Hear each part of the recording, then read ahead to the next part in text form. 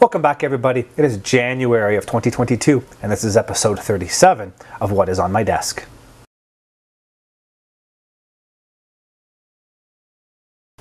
So it has been a pretty productive month. You'll get to see quite a bit of progress. The 4 kits that I had been building before are now finished. You'll get to see the wrap up of all of those. I've started the 3 new kits, as well as we're going to finish off that 1 kit, that 5th kit that I didn't actually work on in the last round. So I'll show you that one as well. But there are 3 new kits I've started, plus that one that I got to get finished. I got a few more new kits to show you, some stuff that was given to me, a deal I couldn't turn down on Facebook for a kit I've been looking for a while, as well as some swag that got sent to me. So let's get swung over to the desk. We'll take a look at all of that stuff. But before we do that, my name is Sean, and this is Sean's Aviation.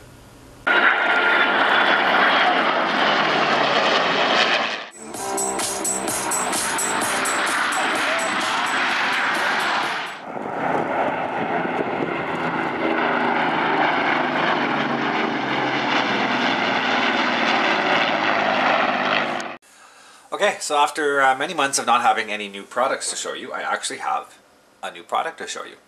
This was something popped up on Facebook Marketplace recently, something I've been keeping an eye out for a while, something I've definitely wanted. Price was right. It wasn't great, but the price was right. You know, there was absolutely zero shipping involved with getting this to me, so I ended up, I did end up saving a bit of money. So without further ado, the newest kit I can add to my closet of kits that I probably won't get to for years is this. This is the 1/48 scale Italeri CH-47F. I bought the F. The Canadian Air Force, the RCAF, flies the F model Chinook, but our F model is significantly different than what you get in the book. Our F model has massive extended range fuel tanks on the side, and it also has the radar nose, which interestingly, after looking around, the radar nose comes in the boxing for the D, not the F, but our Fs have the radar nose. So you kind of have to kit bash the two to get what you want to do if you want to do a Canadian, but the big issue is we don't have the extended range tanks available. Nobody makes those yet. I'm hoping at some point somebody like Belcher Bits might release the extended range tanks. But until then, we are unable to do a Canadian F without some serious modifications to the kit. So what I plan to do with this is backdate it, and I'm 99% sure everything's included in the box, is backdate this to a D model and build it as one of the D model Chinooks that we flew in Afghanistan in the mid-2000s. I do have decals from Caracal decals for that, so that's kind of my plan for this. We'll see how that goes. I got to do a bit of research online, make sure all the bits and pieces are there. But from what I can tell, it looks like everything's included in the kit to do a D model right out of the box. So you do get quite a bit in here. It is a fairly large kit. So we'll start here at the very bottom of the box, since it's easy to repack things back in. So this sprue here includes a lot of your little bits and pieces. You've got your interior. It's kind of hard for you to see with the writing that they have all over the front of this box to warn people not to give this to kids. But you've got your 2 interior panels. So similar to the way things like the CH-53 and everything else works, the interior has their own sort of build that slides sort of inside the fuselage to get the detail you need. So you get the 2 halves of the sides. It includes all the noise padding, quilting that goes on the inside of the kit fuselage, and then the rear half here is all of the open sort of internal framework, so you can see all of that. The floor has a lot of nice detail. It includes the hatch to access the lower hook, as well as all your tie-down points and everything. So a bit of work that could turn out looking really nice and weathered. Bulkheads, again, all your noise quilting, side panels and everything have a lot of details on them. Instrument panel is pretty much blank, but they do include decals for that. The rear bulkhead here also has all of your bits and bobs and radios and stuff that fit into it. So it's definitely a good kit. Even the ramp has quite a bit of nice detail to it. So if you do build this open and displayed, you will get to see quite a bit of what's going on inside the fuselage. The roof, again, of the cabin, nicely built, nicely detailed. A lot of little greeblies on there, as well as the quilting, the noise reducing quilting that you would see up on top of the roof. So it's very well done. You've also got your engines are included in this sprue, as well as some of the other little bits here. Some of this stuff doesn't get used for all the versions, but you just gotta have to do your research. I'll show you the instructions here in a bit for what's included. And then this box here, this bag I should say, your clear sprues are included in here. It's in a separate bag, so they don't get scratched or damaged from the banging around in here. Fuselage is beautiful, really nice panel lines, crisp, not overly done, just big enough to really get some weathering in there. So they look really, really good. You've also got your rotor heads, some of your engine components in here, part of your rear pylon is in here, some of the doors and hatches and whatnot are also in here. The belly of the Chinook is here as well. You've got the ability to have this lower hook exposed or not, so that's an option in the kit whether you decide to do that or not. And then you see you've also got some of the antennas here and your rotor blades. So it's a fairly big kit. I mean, you can see compared to my hand, like this is not a small model. When you start adding in, you know, your rotor diameter front and back, this will turn out to be a fairly large kit. This is where all of your detailing exists. So this has all your interior bits, wheels, seats, all your antennas and whatnot, parts of the transmission housing, more antenna work, more patches, you know, bits and pieces. They give you this mesh, and the mesh is for the inside of the engine intakes. I need to do a bit of research on that because it turns out that both the D model that Canada flew in Afghanistan has a round sort of sand filter, whereas these have like a cone-shaped sand filter. So I got to do a bit of research on that and see what I can come up with. But we'll kind of deal with that later. But yeah, no, it's a very well detailed kit. Very impressed with how well everything is in here, all the details. Looks like it'll be fairly, I want to say fairly easy to build. I have a distinct feeling that getting everything lined up inside is going to be a bit of work. Painting is going to be fun. The Canadian Chinooks in Afghanistan were heavily weathered. They were ex-US Army ones that kind of got beat up, and then we got. So it's going to be a lot of interesting weathering patterns to get them to look kind of that beat up look. Just quickly looking at the decal sheet, I should say. A fairly large decal sheet. You kind of have all your common stencils across the board, and then you've got an RAF, a United States Army, and a Japanese set of decals as your three options for the F model. As I said, you have to be careful when you do the F model because there are quite a few different variations of it. If you do plan to do an F, make sure you have all the bits and pieces you need to do yours. As I said, the Canadian one is different. Parts of the American, the U.S. Special Forces have bought the F model, very similar to the Canadian version. So again, if you plan, I think it's the MH-47F or MH-47G. I can't remember the model number. But if you do plan on doing some of those, you got to pay attention. Make sure that you do get the right parts for what you want to do. So moving on to the instructions, it is quite a large instruction booklet. So it starts off kind of showing your parts layout, and it's blanked off a bunch of the parts that you do not use on the F model. That being said, a lot of those parts are common to the D model. So you see the parts that are grayed out are the parts you use to make a D, and then when you look at the D instructions, a lot of the parts that are for the F are blanked out, and basically the D and the F were the same kit. It's just some extra antennas and stuff got added in this boxing for the F model. Specifically, these extra bits here were added. Everything else is D model, which it's interesting that you could backdate this to a D with very little effort, which is what I plan to do. So the one thing I can say is because the instructions are specific for an F, what I have done is I have gone on to ScaleMates, and I've been able to download the PDF of their D model instructions, and from there I can follow through and basically build this kit using the D model instructions to make sure that I get what I need. I basically have to go through and make a set of instructions for myself, like a primer sheet. So for step one, I follow this, but I don't do that, I do this, etc., etc., etc., to make sure that I get what I need with the D model. So I got to kind of go through and do that. Step one, you're working on the interior. It shows you here kind of where you need to make some, drill some holes and whatnot for bits and pieces to fit. And then you're assembling sort of the interior bulkhead, pilot seats, putting all the cockpit together. Step two, you're still working in the cockpit. You're doing more of the instrument panel and the forward structure and the nose and whatnot. So you go through and do that. Step three is all of the interior seats.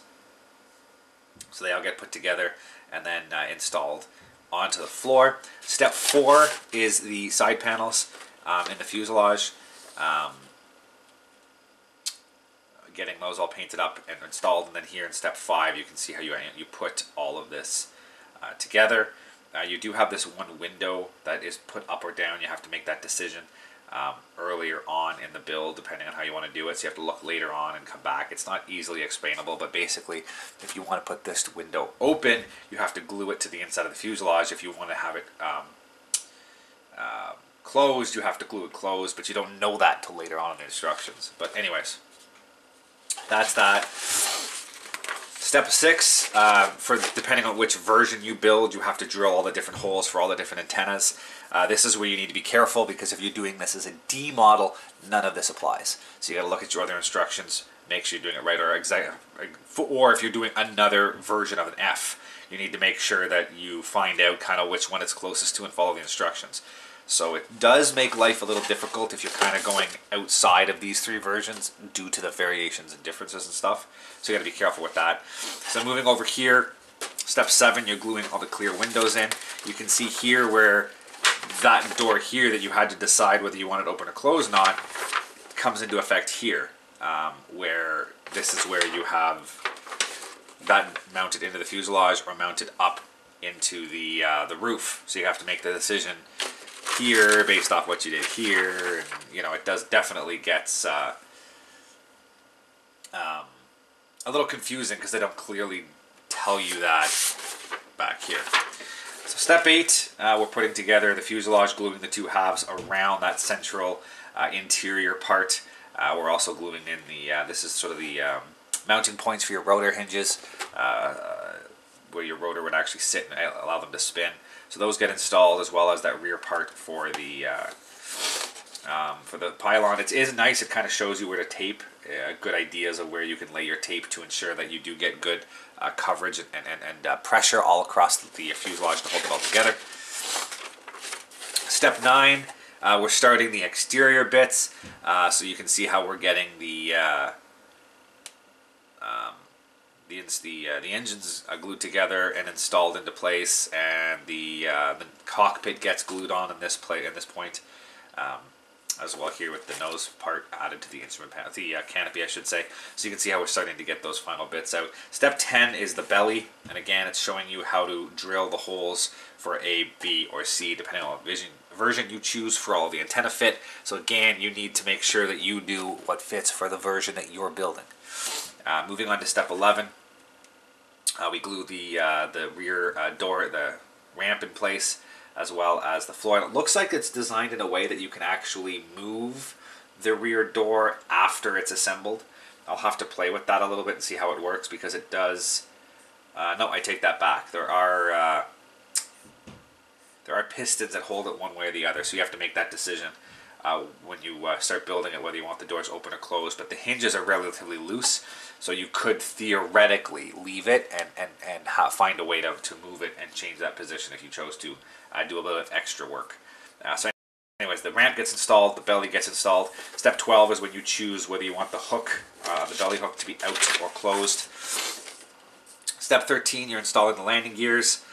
Step 14, 14 and 15 are kind of the same version, the same step in reality, because you're choosing whether you do version A, version B, or version C, and it's showing you the different antenna and bits and bobs that get installed on the belly based off the version you build. So this is where you follow through and go ahead with what you want to have done. Step 16, again, there's all of these extra sort of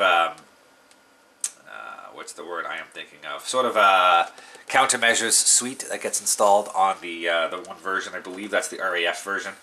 So it has all of the extra work you got to do for that if you choose to do that version. And then step 17 is some more antennas, and again you got to be careful because it shows you kind of some things to add and some things to remove depending on what version you build. Step 18, again, more sort of antennas and countermeasure fit on the outside, lights and whatnot. And again, there's different layouts depending on what version you build. Step 19, even more of these external stuff. It gets very confusing here because there are multiple variations. You got to be very careful with what you're installing is what you're for the version you're building. So you have to go through and kind of make sure you're doing things right. Also at this point, you install the forward door. So if you've decided to do the door open or closed, here's when you mount that door. The lower half of the door, open, close. The upper half of the door was done previous steps when you made that decision. Step 20, we're now working at installing that mesh inside the cone for the engine intake sand filters. So you that's where that I showed you here. There's this black mesh. So this is when you actually cut it out. There's a pattern here showing you how to cut it out, and then it gets glued onto the inside of that cone, and then the cone gets glued onto the front of the engines, and it's a little bit more realistic. Step 21 is when you're installing that rear part of the transmission. So there's a whole, you can either have it open or closed depending on how you want to display it, and it shows you how to do the different steps. 22 is the lower half of the door. So if you choose to glue it open, it shows you kind of how to go ahead and do it open or closed, and all the different ramps and the stuff that are included on that. So that's step 22. Step 23, you start working on the rotors. So again, there's a different setup of how you have to do things based off of what version you do. So you go ahead and assemble the rotors. It gives you the painting guide for the blades, and then it shows you some of the antenna fit. Again, there's a slight difference between version A and version B, but you just have to make sure you do the appropriate build for what you're making. Step 24 is the same layout, but for the C version. Again, the rotor blades assembly and painting guide, and then all of your antenna fit across the side. So now moving into the painting guide. So version A is the Royal Air Force, and it's this flat Euro green overall with black detailing on the rotors and whatnot. So you have all of the layout for that. And then version B is a U.S. Army aircraft from Afghanistan in 2012. And again, it's very simple. It's all solid, this desert mixed color, which is a very odd kind of greeny, pukey tan color. It's kind of it's a color that's specific to the 8F model Chinooks in the U.S. Army. But anyways, layout for how to do the decaling for the U.S. Army version, and then moving over onto this one. This is your Japanese Air Self-Defense Force, or Army Self-Defense Force. And it's a bit more complicated. There's a flat green, a flat light brown, and a flat black kind of camo pattern that you got to do. So it's a bit of a complicated camo pattern if you go that route. But as well, it gives you everything you need to know to get that done. And that's it for the instructions. So as I said, it looks like it's a relatively simple build. Most of the work involved in this is all antenna fit. The actual painting, the actual assembly of the main airframe and the basic painting of the airframe isn't very difficult. It's just a matter of making sure that you get all the antennas in a way that you don't start breaking things off. So it's going to be very interesting. I'm very excited to get this done, do it up in a really cool Afghanistan, highly weathered kind of look. So I don't know when I'm going to get to it. It's definitely going to end up, like I said, it's going to go in the closet over there. I'll get to it at some point. We'll have to start waiting and see how that all goes together. But I'm very happy with this kit. It's Chinook is something that I've been looking for a while, waiting to get for a while. So now that I actually have one, it gives me lots of ability to add to my collection, and it's going to be pretty cool. I'll have a Chinook, the Griffin, the Huey, a Labrador, and a Chinook. So I'm kind of getting that whole list of Canadian helicopters that I can get done. So yeah, anyways, pretty happy with this. So this is the Chinook CH-47F, or the HC2, which is the RAF version, in 1/48 by Tallery. So on that note, I will do a more in-depth review of this a little later. When I start to build it, I'll go through all the sprues and show you everything. So stay tuned for that. It will be coming up at some point. Not necessarily relatively soon, but it will happen at some point where I'll go through and do that. So on that note, let's jump over. We'll take a quick look at those other four kits that I'd finished before. I did get them finished. So let's take a look at those previous 4 kits completed. So before we get into some of the new models that I've started in the past month, I'll do a quick overview of those ones that I completed from the month before. So starting with the C-130, it is obviously complete. So there you have it there. If you haven't seen last month's video, it probably doesn't look much different than you would have seen. There's just some minor things that I've added to it and finished it off, but it is, as it is now, complete, and it turned out really well. I ended up, as I said, if you have been watching, I did the Sabre doors here. I used to use some plastic, sheet plastic that came off of one of my daughter's board games. This was that clear plastic cover that they had on the front. So I used that to make the doors in place of the plastic doors. Everything else is basically done out of kit with the leading edge decals. They went down amazingly well. I've had issues with some of their older stuff cracking and splintering. These were beautiful. I had no issues with them. Definitely recommend leading edge. If you do get older sheets, just use some of that decal, the decal micro scale decal solution. Put that on top of it. It dries, makes a new type of surface skin, and holds that decal together so it doesn't shatter. Otherwise, leading edge is amazing. Well researched, well printed, lots of options. So there we go. That is the C-130. As I said, that will be going to the client hopefully shortly. He's out of town, and I'm waiting for him to come back in town to pick it up. Next is the B-25. And again, complete. Again, if you've seen the last What's on My Desk update, this doesn't look terribly different from what you saw. The main thing I did was paint the landing lights on either end. Some of the pitot tube has been added. Some minor things were added to the aircraft. Overall, though, it was more or less complete in the last video update. So there it is, complete. This is the classic airframes, B-24H. They're supposed to have the cannon in the nose. I had started this many years ago, 10, 12, 15 years ago. I believe it was 15 years ago, to be honest, when I started this, and I did not necessarily have the skills to pull off such an intricate, detailed kit, and some of the stuff that I had started with ended up looking very, very bad. So I went through it when I decided to pick it up again recently, stripped off the cannon nose, went with the glass nose, and then covered the... I did this scheme so I could paint the glass nose just to hide how bad I had done when I built the interior. Part of the turret piece had all broken, so I went with the earlier style. So I basically salvaged what I had started many years ago and was able to put it together into a decent looking kit. So this scheme hides a lot of the imperfections I had built into the kit, so it ends up looking quite nice. You do lose a lot of the detail that Accurate Miniatures is known for, but I mean, you got to take the good with the bad, and I had to do something to kind of hide my mistakes, and this was a good way of doing it. I love this scheme. Classic RCAF from the 1950s. Can't go wrong with it. Would have liked to have had the nose art crest. I could always add it in the future if I can get one, but it is what it is. Very happy with that. Looks really good on the shelf. And finally, we have the P-38 Lightning. This is the old 1960s monogram kit, and it is very, very basic in its detail. Very toy-like in the way of its construction and everything. The nose was supposed to be able to open up and close to see all the guns inside, but the detail was just horrible. The fit is pretty bad, gaps everywhere. Massive, massive rivets. So I went through and puttied, sanded, cleaned up a lot of those seams, hit a lot of those imperfections as much as I could. I sanded down the rivets just to, they still look way out of scale if you catch them in the right light. I don't know if that's showing up on the camera or not, but they're just massive, like, you know, fist-sized rivets. But I sanded them down just to make them a little less prominent, so it looks a little bit more just like surface detail rather than these big, massive rivets sticking out of it everywhere.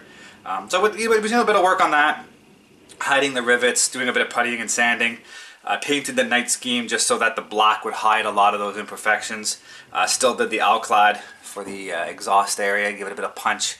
But other than that, I just kind of did what I could. The canopy had gaps everywhere, but a lot of just sort of white glue, you know, Elmer's white glue hid a lot of that.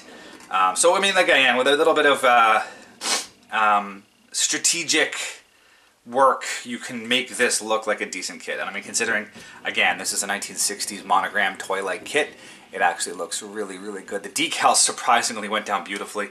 No issues at all with that. And there you have my finished P-38 Lightning. Okay, and just quickly before we move on to the new models that I'm going to be working on, the last one that I did finish, which I actually just finished about 30 seconds ago, is the Battlestar Galactica Viper. So as I said, this was the old monogram kit. It was purchased by a friend of mine, basically, who he wanted me to build it for him. He got it at a garage sale for like $5. It was partially assembled. I split it all apart, cleaned everything up, reassembled it, did the painting, did the finishing. For a model that was built effectively in the late 70s or early 80s. I mean, it looks nice. The decals held up beautifully over the years. Everything went together really nice. Painted it. It's pretty generic with just a two-tone gray paint scheme. Light gray out here, dark gray in this accessory area. Everything else is all decals. A bit of weathering just to, you know, give it a used look. The exhaust, the jet, rocket engines, whatever you want to call them, they're painted alclad. And there's a little bit of variation in the color there with some aluminum, just to vary it up a little bit. But definitely looks really good. Base is painted in alclad as well. So when it's all put together, it gives it a really interesting look with that metallic base kind of holding it up. So it's all done. At this point, I will contact the owner of this, and he'll be able to come pick it up. So that is the status of the built models. So let's take a quick look at what I'm going to be starting in the next round.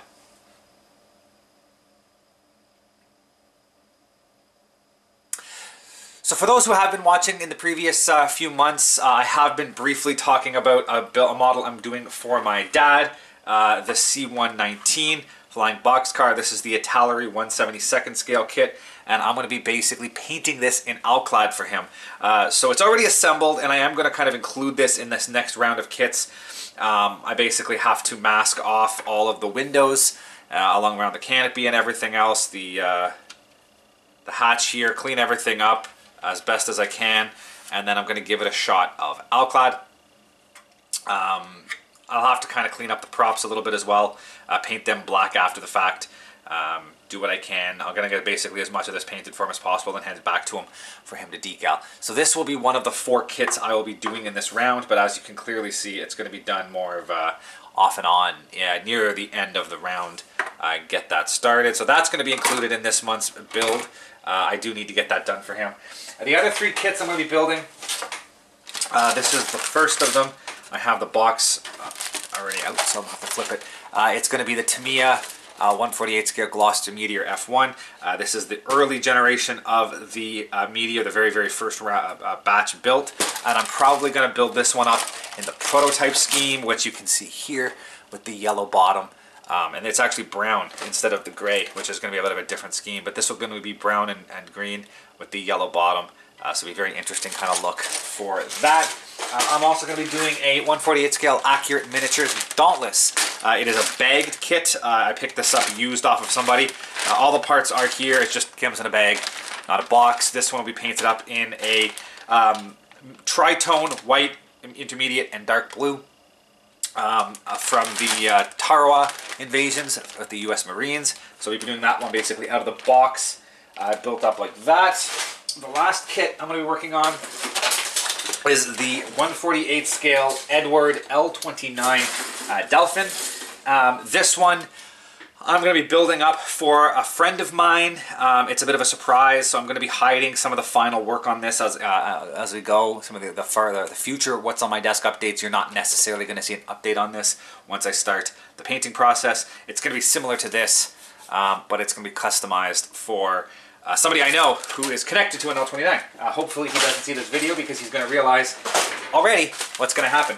But anyways, so that's the next 4 kits, including that one. That's what you're going to start to see on these updates going forward. So please keep watching. There's never going to be a real downturn in model building. It's always going to be something I do in and around everything else. So I have a plan for the next 4 kits, and if everything works out in just about 5 seconds, you guys will actually see what progress I've made on that in the, I guess, 3 weeks going forward before the next monthly update. So here we go.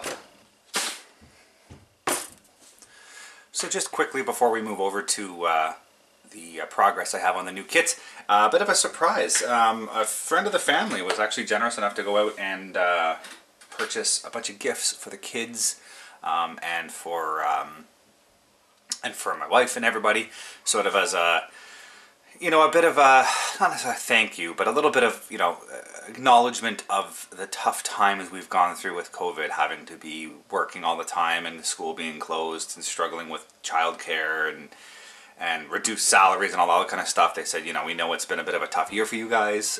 We just wanted to, you know, help out a little bit and make sure, you know, things were nice for you. So they bought some gifts for the kids. They bought some gifts for my wife, a couple for us together to go out and have dinner and whatnot.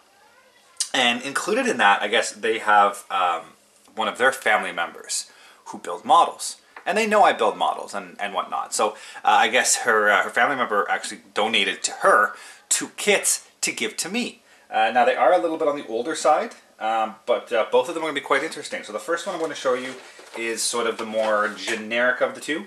And it is the old monogram F86 Sabre. This is the 1970, I want to say 1976 molding of the F86 Sabre. And unfortunately it did not come with decals.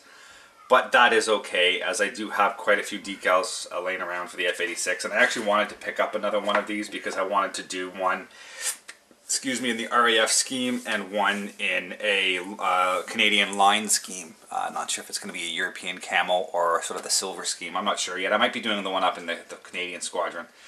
So that was based here at Uplands before heading overseas. So I've always wanted another F86 kit. I have a Hasegawa kit in the stash, so I'll probably end up doing that one up as the Canadian bird. This one I can assemble, close everything up, button up the cockpit. Landing gear will be up closed, everything will be sealed, and I can do this one up in the RAF scheme. And that'll give me sort of the RAF scheme and the camo, a Canadian and a line bird, and then I've got the Golden Hawks one over on the shelf, which you guys will get to see eventually as I go through my built model series. So just quickly, I'm not going to go too in-depth with this kit. There's not really much to it. It's a 1976 monogram. What you'd expect from that sort of time frame. Mostly raised panel lines. So it's not the best in terms of accuracy. The panel lines are accurate in the sense that they are, for the most part, where they belong. Just being raised is not necessarily the best. The cockpit's pretty basic. As you can see, there's not much going on with it. Very shallow, very soft detailing going on there. Wheel bay isn't bad. Again, pretty soft detailing. Canopy, a little bit flat and squashed for what an F86 canopy should look like. An F86 canopy should be very tall and kind of bow out and then around in a big bubble and back. So it's a little, the shape's a little off, but I mean it is what it is. Instrument panel again, not bad. A little soft in the detail for the, but for what the time, having full gauges and whatnot, you know, I mean you can't complain at all. I think with just a little bit of work, this will turn out looking like a half decent kit, and especially if I go ahead and build it with everything gear up, doors closed, everything buttoned up, it'll come out as not a half decent kit. So again, considering that this was given to me, very much appreciated, and I'll definitely build it up and do it justice. The instructions are this typical monogram from the time, big page with all the multiple steps. The little check marks to go through and check stuff off as you go. So it's a very basic kind of 1970 style modeling. Only one scheme was included from the Vietnam War. As I said, the decals were not included in the box when I got it, which is fine because I don't plan to do a U.S. Air Force one. And then there's a little bit of instructions here in terms of how to do detailing for the different steps. So that's a nice little addition. As I said, it was always on my book for something to pick up. Was this another Sabre jet model.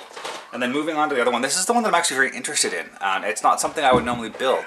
It's a 1/72nd scale Williams Brothers Northrup Gamma. Williams Brothers was a very interesting, I've never had a Williams Brothers model. I've seen different things about them online, but I've never actually built one before. It's a very nice, sturdy box. It's interesting in the sense that the it's like a decal that goes over the box. It's like a piece of paper that just gets glued over the top of the box to give it its shape and its coloring. So it's very interesting in that sense. The model itself is very basic. It's also not very big. I haven't built 1/72nd in a long time. So there's not a lot to it. What you see is what you get.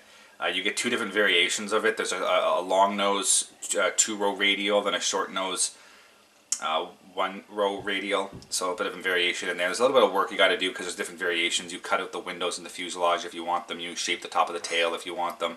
So there's a bit of work you got to do to put it together. But it's a very interesting kit.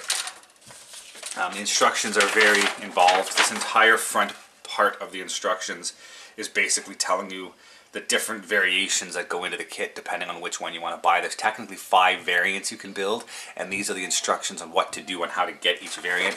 And on the back is a little bit of the instructions on how to do it. So you can kind of see how, depending on which version you pick, there's 2 different instructions you have to follow. And then down here is sort of a bit of a decal view, as well as some of the other views of the modifications you need to make.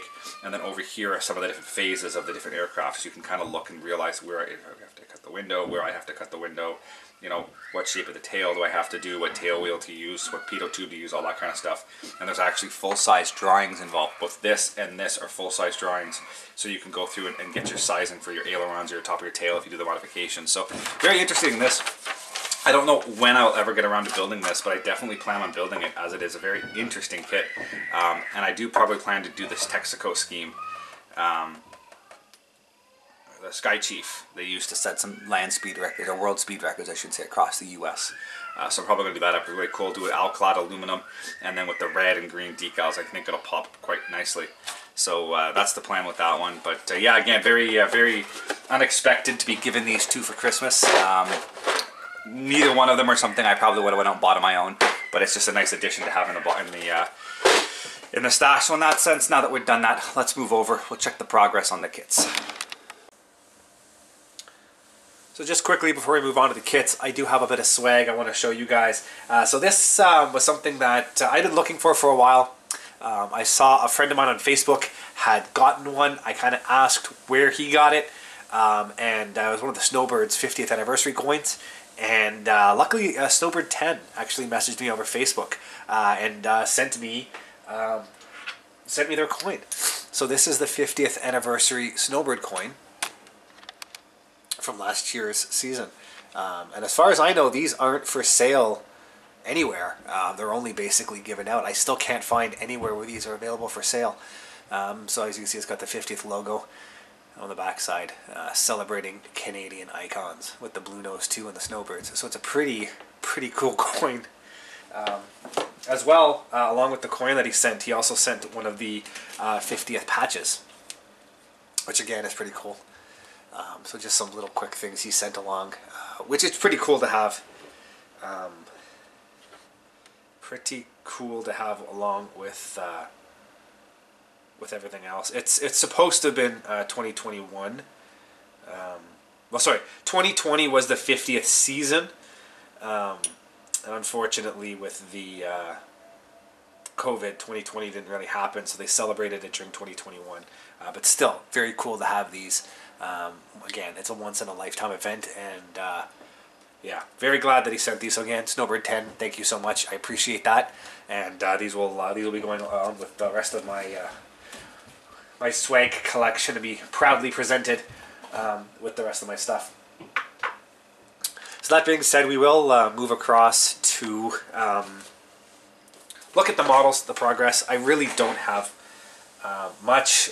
You would have seen in the intro the kits that I'm building. So just in terms of progress for them, starting with the L29, like I said, it really isn't much. I haven't had, as usual, quite as much time. Things get busy. You get a spurt of work, and then, excuse me, you get a spurt of free time, and then you don't. So luckily I had enough free time to get those models finished off and whatnot, but now I haven't had much time to do the work on these. But this is the L29. All I've managed so far is just to paint the flat black items, which for the L29 is literally that. 2 instrument panels and the forward combing for the instrument panel over the top. So it's not lots, but it's a start. You got to start somewhere. So that is the L29 progress. I know it's not much, but it's something. And then the Dauntless, same thing sort of applies. I've painted the flat black items, which again for the Dauntless is the prop and the 2 wheels. But I have a bit more progress with the Dauntless, and that's the fact that the interior has been assembled. I began the process of getting this the interior assembled. The parts that all are painted the interior green are all sort of in place, as well as this rear bulkhead that kind of goes back here. So all of this has been started, and once it's time to paint the interior green, I can paint all of this, and we are good to go. And then with the Meteor, the Meteor was actually the one that had the most work done, just because it had the most parts that had to be painted black. So, I mean, again, it's not much. There's the wheels, and then there's the cockpit, and the inside of the fuselage that goes around the cockpit, simply because it is a black cockpit. So all of that gets assembled just like that. Doesn't seem like much, but it's a start. Some minor things I still have to do. The inside of the nose up here is supposed to be painted in interior, so the RAF interior green. So I got to kind of mask off and paint all of that up. The wheel well is also supposed to be aluminum, so I got to do all of that when I go to paint, mask off and paint part of that all aluminum, including the front bulkhead of this. And then the inside of the nose is going to be the RAF interior green, which I am not even in frame here. So the inside of the wheel well, as well as forward frame, is aluminum, as well as the front of the tub. And then the inside of the nose, we painted RAF interior green. And at the same time, the seat, which is still on the sprue, is also interior green. And the top half of the rear bulkhead, which is kind of this part back here, the top half of that is also interior green. And then this is the upper half of the fuselage, which kind of fits over top and sandwiches everything in place. And this upper deck back here is also RAF interior green. So all of that's going to have to be painted. That's the next step, basically. Paint this, as well as the forward section here, RAF interior green. And then I can paint all the bits and pieces that need to be painted aluminum. So at the end of the day, it's not a lot of progress, but it's some progress. The other kit, as if you've noticed, I've only started 3 kits. And that's because I still need to paint the C-119 for my dad. I already had 4 kits on the go, so trying to work on this as a 5th kit isn't very easy. Now that I only have 3 kits on the go, masking this and painting this hopefully will be a bit of a priority for me. It is going to be painted in Alclad aluminum. I do need to buy more Alclad aluminum for whatever reason. The Alclad aluminum I have comes out very stringy when I spray it, and I'm not entirely sure why. But I'm going to buy another one, and hopefully it's a one-off problem and not a serious sort of manufacturing defect. So I have to buy a new one, but I have to get to the hobby shop to do that. I haven't got to the hobby shop yet, so at some point that will get done. So that, unfortunately, is about it. It was pretty heavily loaded on the front with finishing off introducing these kits, plus all the new kits and whatnot. So that is it. That is my January 2022 update. I do have more videos coming out. Stay tuned. On the 15th will be the next RCAF unit history. That's coming out on the 15th. Plus I got some more time-lapse of the model builds coming out, as well as a few other things I have done. So there will be some content coming out, so stay tuned for that. And that's about it. So thank you for watching. We'll see you next time. Thank you for watching, guys, and as always, if you are interested in any of the content you see, you can access my website at www.seans-aviation.com. You can see all the latest pictures of aircraft and museums and the build logs of all of my current models and past models on that site. And if you're interested in any of this content, please click the subscribe button here on YouTube to follow more. Thank you very much, and see you guys next time.